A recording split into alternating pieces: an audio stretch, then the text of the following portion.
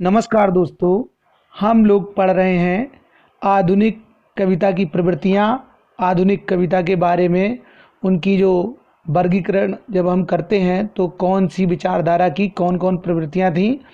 हमने अभी तक पढ़ा है भारतेंदु युग, द्विवेदी युग, छायावादी युग, प्रगतिवादी युग और प्रयोगवादी युग। इसके बाद अब हम पढ़ने वाले हैं नई कविता। नई कविता वास्तव में कोई एक बाद नहीं है, लेकिन नई कविता में क्या क्या है और कौन कौन से कवि हैं, इस सारी चीज़ों को हम जानेंगे। एक निवेदन और है कि यदि आपने इस चैनल को सब्सक्राइब नहीं किया तो चैनल को सब्सक्राइब कर लें ताकि आपके पास नोटिफिकेशन पहुंच जाए। तो हम लोग शुरू करते हैं अब नई कविता के बारे में। नई कविता भारतीय स्वाधीनता के अनंतर लिखी गई उन कविताओं को कहा गया जिन्होंने नए भावबोध, नए मूल्यों और नूतन शिल्प विधान को अन्वेषित और स्थापित किया। नई कविता अपनी वस्तु छवि तथा रूपायन में पहले वाली प्रगतिवाद तथा प्रयोगवाद की विकासान्वित होकर भी अपने में सर्वथा विशिष्ट और असामान्य है। तात्पर्य ये है कि वो प्रयोगवाद और प्रगतिवाद दोनों से भिन्न है। ये दोनों विचारधाराएं इससे पहले की हैं, नई कविता से पहले की हैं। नई कविता में आज की क्षणवादी और लघु मानवतावादी जीवन दृष्टि के प्रति नकार निषेध नहीं, अपितु स्वीकार और सहमति के साथ जीवन को पूर्णतः स्वीकार करके उसे भोगने की आकांक्षा है, अभिलाषा है। नई कविता क्षणों की अनुभूतियों में अपनी आस्था प्रकट करती है, जो कि समस्त जीवन अनुभूतियों के लिए अवरोध न बनकर सहायक होते हैं। मतलब हर क्षण का मूल्य है नई कविता के कवियों के मन में। नई कविता लघु मानवत्व को स्वीकार करती है, जिसका तात्पर्य है सामान्य मनुष्य की अपेक्षित समूची संवेदनाओं और मानसिकता की खोज या प्रतिष्ठा करना। नई कविता वास्तव में कोई, जैसा मैंने अभी बताया भी था, कि कोई बाद नहीं है। उसमें सर्व महान विशिष्ट की व्यापकता तथा सृष्टि की उन्मुक्तता है। नई कविता के दो प्रमुख घटक हैं, और भी एक घटक कौन से हैं मैं आपको बताता हूँ। पहला जो घटक है वह है अनुभूति की सच्चाई, और दूसरी बात जो है बुद्धि की यथार्थवादी दृष्टि। आप सभी जानते हैं कि वैज्ञानिक समय है और इसमें बुद्धि की यथार्थवादी दृष्टि कितनी महत्व रखती है। अब बात करते हैं कि नई कविता जीवन के प्रत्येक क्षण को सत्य मानती है। आंतरिक और मार्मिकता के कारण नई कविता में जीवन के अति साधारण संदर्भ अथवा क्रियाकलाप नूतन अर्थ तथा छवि पा लेते हैं। नई कविता में क्षणों की अनुभूति को लेकर अनेकानेक मार्मिक एवं विचारोत्तक कविताएं लिखी गईं, जो कि अपने लघु आकार के बावजूद प्रभाव उत्पादकता में अत्यंत तीव्र और सघन है। नई कविता की वाणी अपने परिवेश की जीवन अनुभूतियों से संसिक्त है। तो मित्रों, मैं आपको बता दूं कि वास्तव में नई कविता जो है क्षण भर का भी सुख है, उस अनुभूति को भी अपनाने की सामर्थ्य रखती है। लेकिन ये जो नई कविता के बारे में बोर्ड परीक्षाओं में और प्रतियोगी परीक्षाओं में पूछने वाला जो प्रश्न है वो इसकी प्रवृत्तियाँ पूछते हैं, और प्रवृत्तियों से नई कविता का जो पूरा कॉन्सेप्ट है वो भी स्पष्ट हो जाता है। तो हम बात करते हैं नई कविता की प्रवृत्तियाँ वास्तव में क्या हैं। तो मैं बता दूं, जो चूँकि प्रयोगवाद के तुरंत बाद नई कविता का आविर्भाव हुआ, तो जाहिर सी बात है कि नई कविता ने बहुत सारी चीज़ें प्रयोगवाद से ली, लेकिन परिवर्तित स्वरूप में ली। सबसे पहली विशेषता जो है, प्रवृत्ति है कुंठा, संत्रास और मृत्युबोध। मानव मन में व्याप्त कुंठाओं का, जीवन के संत्रास एवं मृत्युबोध का मनोवैज्ञानिक ढंग से चित्रण इस काल की कविताओं की पहचान है। आप ध्यान रखें, नई कविता की पहचान में कुंठा, संत्रास और मृत्युबोध भी। इसके बाद इन्होंने क्या किया है, नई कविता के जो कवि हैं उन्होंने प्रयोगवादी कवियों की तरह नूतन बिंबों की खोज इन्होंने जारी रखी। जिस तरह प्रयोगवादी कवि प्रतीक विधान और नए नूतन बिंब के अन्वेषण करता थे, ठीक उसी तरह नई कविता के कवियों ने भी ऐसा किया है। इस काल में मानव जीवन की विसंगतियों, विकृतियों एवं अनैतिकतावादी मान्यताओं पर व्यंग्यात्मक रचनाएं भी लिखी गई हैं। तो हम कह सकते हैं कि ये लोग व्यंग प्रधान रचनाएं भी करने वाले थे। लघु मानवतावाद की प्रतिष्ठा।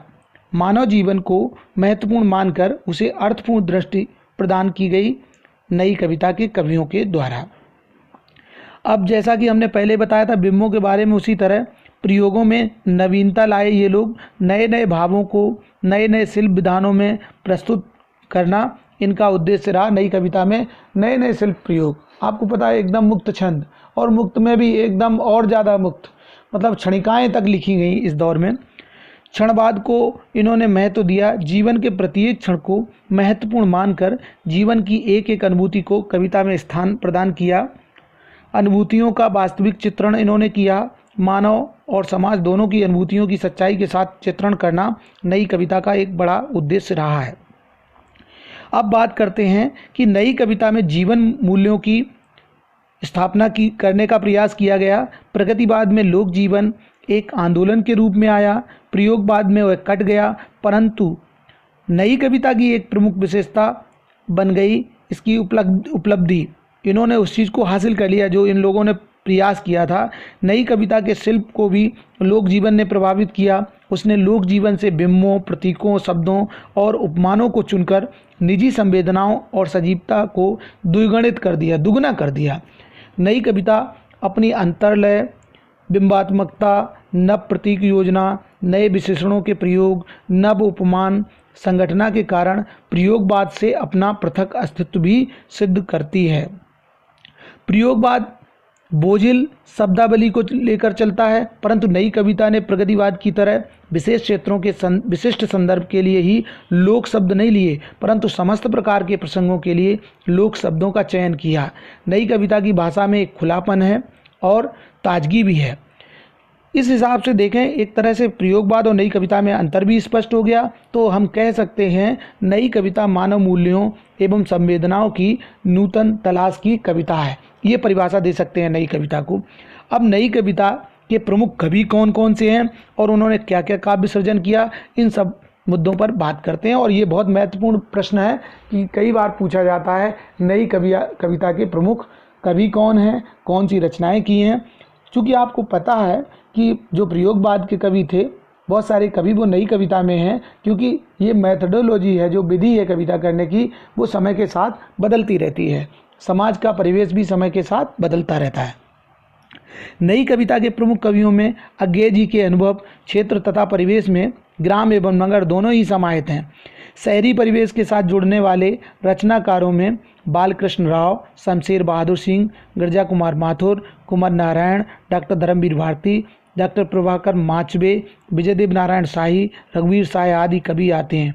परंतु भवानी प्रसाद मिश्र, केदारनाथ सिंह, शंभुनाथ सिंह, ठाकुर प्रसाद सिंह, नागार्जुन, केदारनाथ अग्रवाल आदि ऐसे सृजनकर्ता हैं जिन्होंने मुख्यतः ग्रामीण संस्कारों को अभिव्यक्ति देने का बहुत प्रयास किया है। अब हम बात करते हैं इन कवियों की रचनाएं कौन कौन सी हैं। तो पहले भवानी प्रसाद मिश्र की जो रचनाएं हैं वो सन्नाटा, गीत परोस, चकित है दुख। इसके बाद शमशेर बहादुर सिंह की काल तुझसे होड़ है मेरी, काल तुझसे होड़ है मेरी, इतने पास अपने, बात बोलेगी हम नहीं। दुष्यंत कुमार त्यागी का नाम सभी जानते हैं। सूर्य का स्वागत, आवाज़ों के घेरे में, साए में धूप, इनकी प्रसिद्ध रचनाएं हैं। श्रीकांत वर्मा जी की दिनारंभ, भटका मेघ, माया दर्पण, मगध। रघुवीर शाह जी की रचनाएं हैं हंसो हंसो जल्दी हंसो, आत्महत्या के विरुद्ध। नरेश मेहता जी की बन पाखी सुनो। इसके बाद बोलने दो चीड़ को और उत्सव इनकी प्रमुख रचनाएं हैं। कुमार नारायण जी की चक्रव्यूह, आमने सामने, कोई दूसरा नहीं। और जगदीश गुप्त जी की रचना है नाव के पांव, शब्ददंश, बोधि वृक्ष और शंभूक। तो इस तरह से हम जो बात किए हैं वो बात ये है कि नई कविता को किस तरह से नई कविता ने अपने आप को प्रगतिवाद और प्रयोगवाद से अलग सिद्ध किया, उसकी क्या क्या विशेषताएं हैं, और उसके जो प्रमुख कवि हैं, बहुत सारे कवि तो प्रयोगवाद और प्रगतिवादी कवि यहाँ पर आ जाते हैं, तो उन्होंने अपने कविता को किस तरह परिवर्तित कर लिया। तो मित्रों, ये थी जानकारी नई कविता के बारे में। नई कविता अपने आप में कोई एक विचार नहीं बल्कि शैलीगत और भावनात्मक परिवर्तन है, वो जो प्रगतिवाद और प्रयोगवाद से उसे अलग करता है। यदि ये जानकारी आपको अच्छी लगी हो तो चैनल को ज़रूर सब्सक्राइब करिएगा, शेयर करिएगा, लाइक करिएगा अगर अच्छी लगे। धन्यवाद।